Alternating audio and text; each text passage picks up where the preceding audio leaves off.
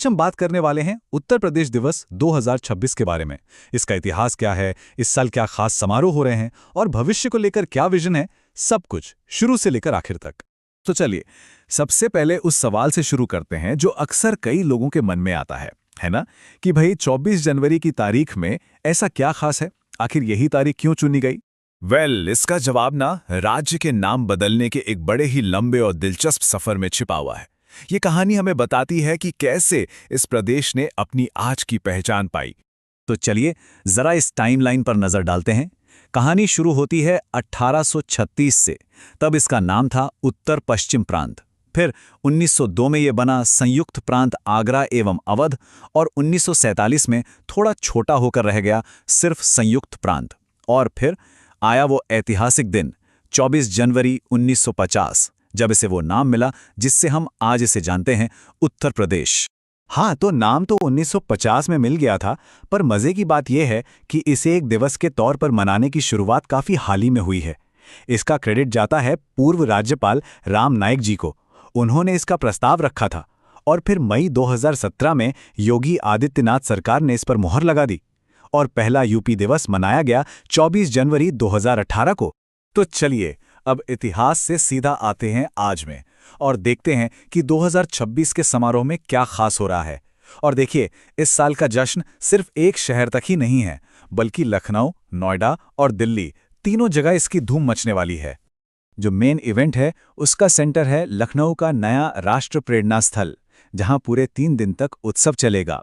इसके अलावा नोएडा में नोएडा शिल्प हाट में भी प्रोग्राम हो रहा है और दिल्ली वालों के लिए दिल्ली हाट में एक खास कल्चरल इवनिंग रखी गई है।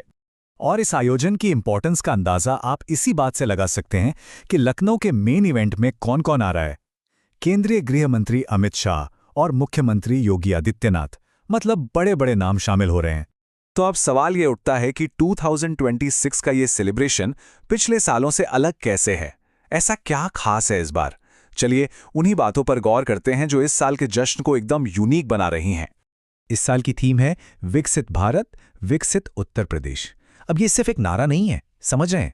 ये दिखाता है कि कैसे उत्तर प्रदेश की तरक्की पूरे देश के विकास के लक्ष्य से सीधे सीधे जुड़ी हुई है। मतलब यूपी बढ़ेगा तो भारत बढ़ेगा। अच्छा, अब एक बहुत ही मजेदार पहल की बात करते हैं।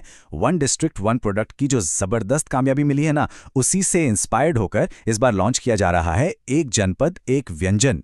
सोचिए, इसका मतलब यह है कि स्टेट के सभी 75 जिलों के जो फेमस पकवान हैं वो सब एक ही जगह पर चखने को मिलेंगे। कमाल है ना? हर साल की तरह इस साल भी उत्सव का एक बहुत ही अहम हिस्सा है उत्तर प्रदेश गौरव सम्मान। इसमें उन लोगों को सम्मानित किया जाता है जिन्होंने अपने अपने फील्ड में कुछ एक्स्ट्रा ऑर्डिनरी काम किया है। और इस साल की लिस्ट देखिए जरा, ये दिखाती है कि प्रदेश में कितना डाइवर्स टैलेंट है। एक तरफ हैं अंतरिक्ष यात्री शुभांशु शुक्ला, जो भविष्य की तरफ इशारा कर रहे हैं, तो दूसरी तरफ हैं फिजिक्स वाला के अलक पांडे, जो एजुकेशन में क्रांति ला रहे हैं। साथ में डॉक्टर हरिओम पवार जैसे महान साहित्यकार और डॉक्टर सुधांशु सिंह जैसे कृषि वैज्ञानिक भी हैं, जो प्रदेश की जड़ों को और मजबूत कर रहे हैं। तो ये सम्मान सही मायने में यूपी के मल्टी डायमेंशनल ग्रोथ का प्रतीक है। लेकिन रुकिए, ये उत्सव सिर्फ सम्मान और खाने पीने तक ही सीमित नहीं है। असल में ये कल्चर और फ्यूचर का एक कमाल का संगम है, जहां प्रदेश अपनी रिच हिस्ट्री और एम्बिशियस डेवलपमेंट दोनों को एक साथ शोकेस कर रहा है। तो एक तरफ आपको देखने को मिलेंगे ब्रिज की होली के रंग, सुनने को मिलेंगे अवध के ट्रेडिशनल लोकगीत और थारू जनजाति के यूनिक कल्चरल डांस। ये सब वो चीजें हैं जो प्रदेश की आत्मा को दर्शाती हैं। और फिर जैसे ही आप इस माहौल से बाहर निकलेंगे, दूसरी तरफ आपको दिखे भी भविष्य की एक झलक। डिफेंस कॉरिडोर, मिशन शक्ति की प्रोग्रेस, गंगा एक्सप्रेसवे जैसे बड़े बड़े प्रोजेक्ट्स, ये सब मिलकर प्रदेश के ब्राइट फ्यूचर की एक तस्वीर पेश करते हैं। तो असल बात यह है कि यूपी दिवस कैलेंडर पर सिर्फ एक तारीख नहीं है, ये एक प्लेटफॉर्म है, एक ऐसा मंच जो प्रदेश की पहचान क्या है, उसकी आज की उपलब्धियां क्या हैं और आने वाले कल के लिए उसके सपने क्या हैं, इन सबको एक साथ दुनिया के सामने रखता है। और ये सारी बातें हमें एक बहुत ही ज़रूरी सवाल पर लाकर खड़ा कर देती हैं। एक जनपद एक व्यंजन जैसी जो पहले हैं, क्या वो सिर्फ एक इवेंट का हिस्सा बनकर रह जाएंगी, या फिर उनमें वाकई इतना दम है कि वो उत्तर प्रदेश की ग्लोबल आइडेंटिटी को एक नया आकार दे सके? ये सोचने वाली बात है ना।